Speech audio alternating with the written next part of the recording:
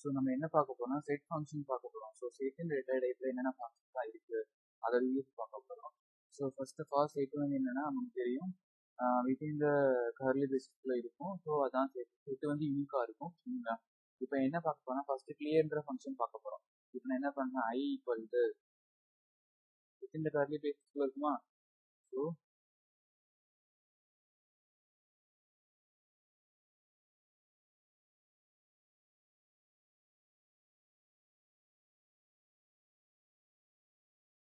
Comma கொடுக்குறேன். So அதுக்கப்புறம் இப்போ என்ன பண்றேன்னா கொடுத்ததுக்கப்புறம் என்ன பண்றேன்னா கிளியர்ன்ற ஃபங்க்ஷன் யூஸ் பண்ணுறேன். கிளியர் ஃபங்க்ஷன் எதுக்குன்னா இருக்க எல்லா எலமெண்ட்டையுமே ரிமூவ் பண்ணிடணும். ஒரு செட்டில் கிளியர் பண்ணிடணும்னா அது எல்லாமே வந்து பிஃபோர் கிளியர் ஃபங்க்ஷன் கொடுத்துருக்கேன். பிஃபோர் கிளியர் ஃபங்க்ஷன் முன்னாடி ஐன்ற வேரியபிள் என்னவா இருக்கு சரிங்களா? இப்போ நான் என்ன பண்றேன்னா ஐ டாட் அந்த ஃபங்க்ஷன் நேம் என்னது கிளியரா. ஸோ கிளியர்ன்ற ஃபங்க்ஷன் கொடுத்ததுக்கப்புறம் அது இது so print after clear function. Clear function use பண்ணதுக்கப்புறம் என்ன இருக்கு என்ன மாதிரி இருக்கு ஸோ காமா கொடுத்து ஐ கொடுத்து இப்போ என்ன பண்ண போறேன்னா கிளியர் ஃபங்க்ஷன் எல்லாமே இருக்க எல்லா எலமெண்ட் டெலிட் பண்ணும். உள்ள இருக்க எலமெண்ட்ஸ்லாம் நான் ஸ்டோர் பண்ணிக்க எல்லாம் டெலிட் ஆகும். நான் எஃப்ஐ ப்ளஸ் பண்ணி கோடிங் எக்ஸிக்யூட் பண்றேன். பார்த்தோம்னா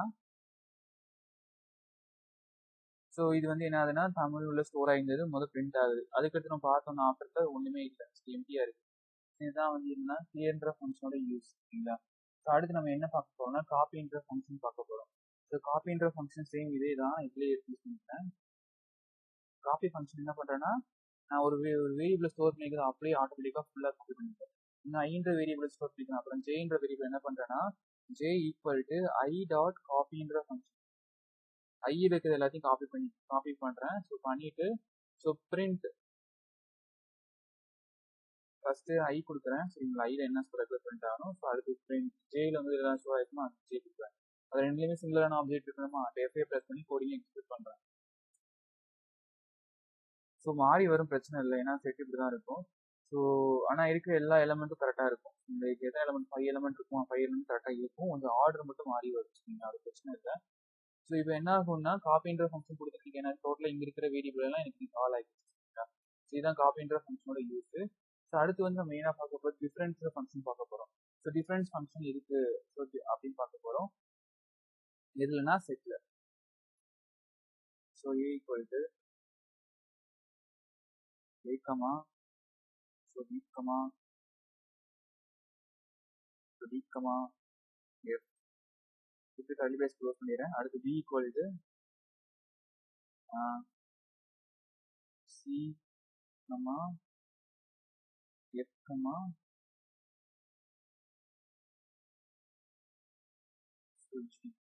இப்படி கர்லி பிரேஸ் க்ளோஸ் பண்ணிடுறேன்.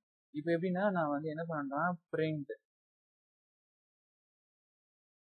Variable name A dot so difference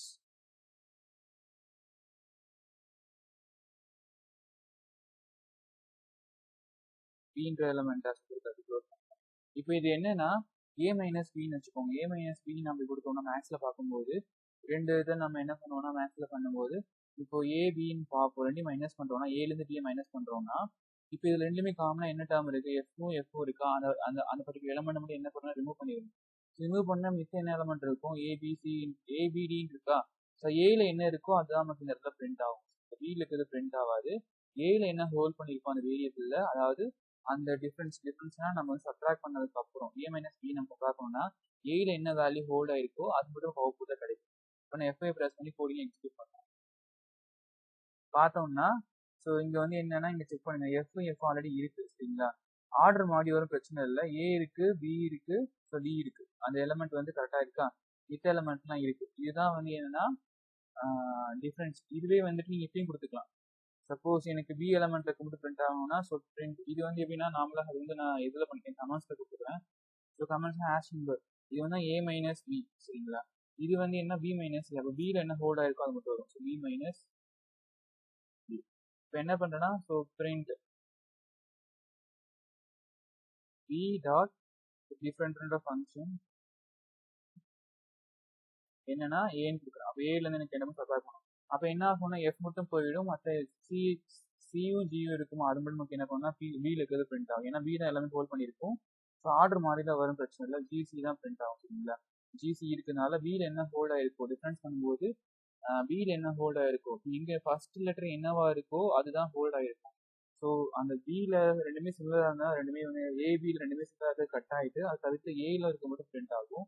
அப்போ அதே மாதிரி தான் இதுவும் பியிலேருந்து நான் ஏவை மைனஸ் பண்ணுவேன். அப்போ என்ன ஆகும்னா பியில் என்ன இருக்கோ அப்போ சப்போஸ் ரெண்டு காமன் டேர்ம்ஸ் எல்லாமே எனக்கு எலிமினேட் ஆகிடும். இனிமேல் எனக்கு பின்ற வீட்டில் என்ன ஹோல்ட் ஆயிருக்கோ அது மட்டும் தான் நமக்கு அவுட்புட்டில் பிரிண்ட் ஆகும்.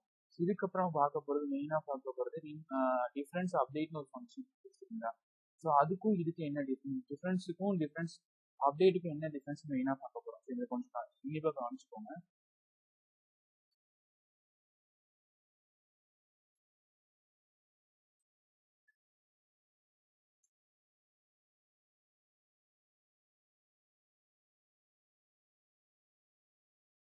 இப்போ என்ன பண்ணுறேன், ஏ டாட்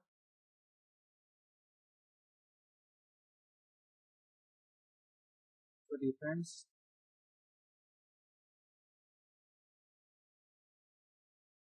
அப்டேட் ஒய்ன்னு கொடுத்துக்கிறேன், பி கொடுத்துக்கிறேன்.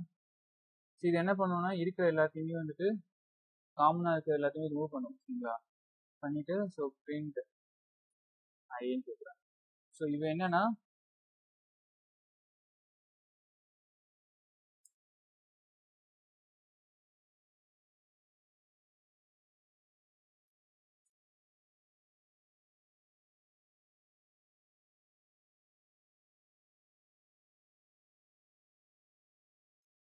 ரெண்டுக்கும் டிஃப்ரென்ஸ் தான் கொடுக்குறேன். டிஃப்ரென்ஸ் ஃபங்க்ஷன்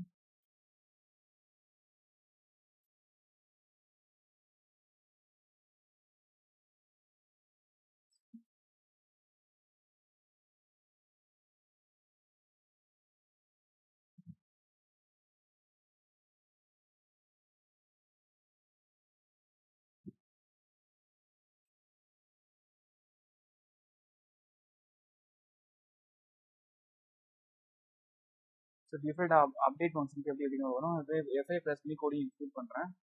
இப்போ கோடிங் எக்ஸிக்யூட் பண்ணப்போ எனக்கு என்ன ஆகுதுன்னா ஸோ டிஃப்ரெண்ட் அப்டேட் ஃபங்க்ஷனுக்கும் டிஃப்ரென்ஸும் என்ன வேரியேஷன்னா இப்போ நாமளாக நம்ம பார்த்தோம்னா டிஃப்ரெண்ட் என்ன ஆகும்னா ஏன்றதுல இப்போ டிஃப்ரெண்ட் இப்போ வந்து நான் பிரிண்ட் இந்த மாதிரி கொடுத்துக்கலாம். இப்போ ரெண்டுமே சிமிலராக தான் இருக்கும். அவுட்புட் வரும்போது என்ன ஆகும்னா ஏபியை செக் பண்ணும். ஸோ ஏபியை செக் பண்ணும்போது எனக்கு என்ன ஆகும்னா எனக்கு இங்கே பார்த்தீங்கன்னா அதுல வந்து காமன் டேர்ம் என்னவோ அதை நெக்லெக்ட் பண்ணிடும். இப்போ இங்க இந்த பர்டிகுலர் லைன் என்ன பண்ணிருக்கோம்னா காமன் டேர்ம் எதுவோ அதை நெக்லெக்ட் பண்ணிட்டு அதுக்கப்புறம் மிச்சம் இருக்கிறவங்க பிரிண்ட் ஆகுமா. இங்க பாத்தீங்கன்னா எஃப் தான் காமனா இருக்கு. அது தவிர்த்து என்ன இருக்குன்னா பிடிஏ வந்து பிரிண்ட் ஆயிடுச்சு. எஃப் எலிமினேட் ஆயிடுச்சு. ஸோ அதே மாதிரி தான் டிஃபரன்ஸ் அப்டேட்டும் அதே மாதிரி தான். இங்க என்ன பண்ணிருக்கோம்னா டிஃபரன்ஸ் அப்டேட் நான் பண்ணிருக்கோம், இங்க கெட் பண்ணி வாங்கியிருக்கோம்.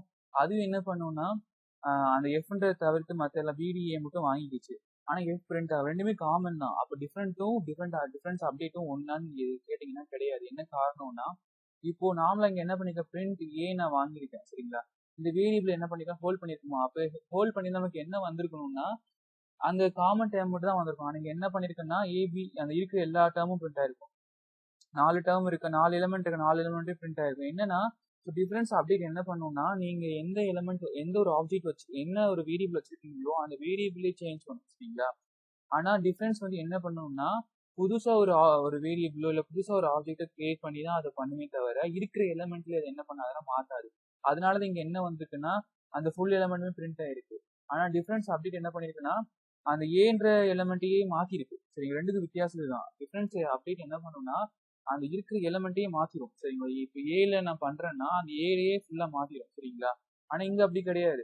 அது என்ன பண்ணுவோம்னா இது வந்து அந்த முன்னாடி இருக்க ப்ரீவியஸ் வேரியபிள் எந்த விதத்திலும் அதை அஃபெக்ட் பண்ணாது. புதுசா ஒரு ஒரு ஆப்ஜெக்டையோ இல்லை புதுசா ஒரு எலிமெண்ட்டோ என்ன பண்ணா அதை பர்ஃபார்ம் பண்ணி அதுக்கான அவுட்புட்டை ப்ரொடியூஸ் பண்ணும். இது இருக்கிறது ஒரிஜினல் இருக்க எலிமெண்ட்டையே வந்து என்ன பண்ணா எலிமினேட் பண்ணிடும். ஸோ ஒரிஜினல் எலிமெண்ட்ல இருக்க எல்லாத்தையுமே ரிமூவ் பண்ணிட்டு தான் நமக்கு என்ன பண்ணும்னா நமக்கு அவுட்புட்டை ப்ரொடியூஸ் பண்ணும். எதுனா அப்டேட் ஃபங்க்ஷன் டிஃபரன்ஸ் அப்டேட் ஃபங்க்ஷனோட யூஸ் இதுதான். டிஃபரன்ஸ் வந்து என்ன நார்மலா வேற ஒரு வேரியபிள் இருக்கு இல்லை வேற ஒரு ஆப்ஜெக்ட் இருக்கு. அதுல வந்து என்ன பண்ணும்னா அதுல வந்து அந்த பர்டிகுலர் டெம்பரேச்சர் ஹோல்ட் பண்ணி அதுக்கான அவுட்புட் ப்ரொடியூஸ் பண்ணும். ஒரிஜினல் எந்த விதத்துலையும் ஏன்ற வேரியபிள் எந்த விதத்துலையும் அஃபெக்ட் பண்ணாது. ஆனா டிஃப்ரென்ஸ் அப்படி இருக்குன்னா ஒரிஜினல் வேரியபிளே நம்ம அப்டேட் பண்ணி அதில் இருக்க எல்லாத்தையும் மாற்றிக்கிட்டோம். சரிங்களா? இங்கே பார்த்தீங்கன்னா அந்த காமன் எலமெண்ட் எல்லாம் டெலிட் ஆகிட்டு ஒரிஜினல் கமெண்ட் பண்ணிட்டு இருக்கேன். ஏன் நான் கால் பண்ணும்போது என்ன இருக்குன்னா ஒரிஜினல் எல்லாமே எலிமினேட் ஆகிட்டு அந்த அப்டேட் பண்ண எலமெண்ட் தான் வந்திருக்கு. ஆனால் இங்கே பார்த்தீங்கன்னா இந்த இடத்துல ஏ கால் பண்ணும்போது ஒரிஜினல் இருக்கிறது அப்படியே வந்திருக்கு. சரிங்களா? என்னன்னா அது எந்த விதத்தையும் அதை அஃபெக்ட் பண்ணலாம் அர்த்தம். இதுதான் வந்து ரெண்டுக்குள்ள டிஃபரன்ஸ். So thank you. தேங்க்ஸ் ஃபார் வாட்சிங் த வீடியோ.